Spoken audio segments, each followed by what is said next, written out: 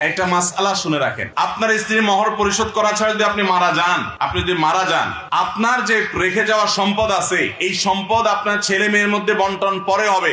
আগে আপনার পাওনা পরিশোধ করতে হবে। এই পাওনা পরিশোধের অংশ হিসাবে আপনার স্ত্রীর মহরের টাকা দিতে হবে, তারপর থাকলে ছেলে মেয়ে পাবে বা নাই। কথা কি বুঝাতে পারছি?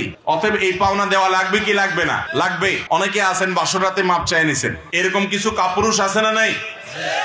নির্লজ্জতা, বেহায়ামি। আপনাকে বিয়ে করতে বলছে কি? নবী করিম সাল্লাল্লাহু আলাইহি সাল্লাম বলেছেন, ইয়া মাশারাশ শাবাব, ও যুবকরা, মান ইসতাতা মিনকুমুল বাআতা ফালইয়াতাজাওয়াজ, তোমরা যারা বিয়ে করার ক্ষমতা রাখো আর্থিকভাবে, অর্থাৎ বউয়ের মহরটা দিতে পারো আর ডাল ভাত জোগাড় করতে পারো, এতটুকু সক্ষমতা যাদের আছে তারা অবশ্যই বিয়ে করে ফেলো। বিয়ে করে ফেলো, কারণ বিবাহ আমার সুন্নাহ। আমার সুন্নাহ থেকে যে মুখ ফিরায় সে আমার উম্মত হতে পারে না।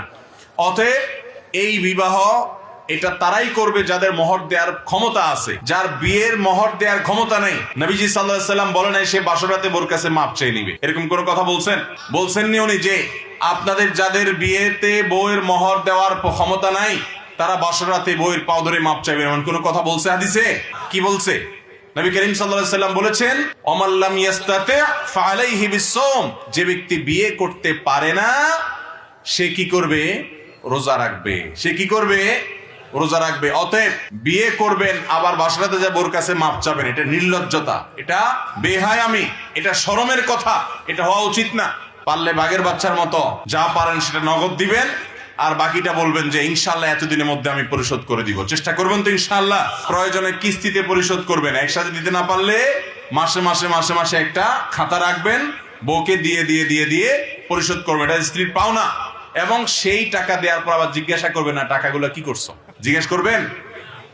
অনেক বেহায়া পুরুষ আছে, মোহরের টাকা দিয়া আবার পিছন দিয়ে যায় খাড়ায় থাকে, বলে যে এখন টাকাগুলা কি করছো, আবার ফুসলে মহিলার কাছ থেকে হাওলাত নিয়ে নেয়। আছে না এরকম অনেক পুরুষ?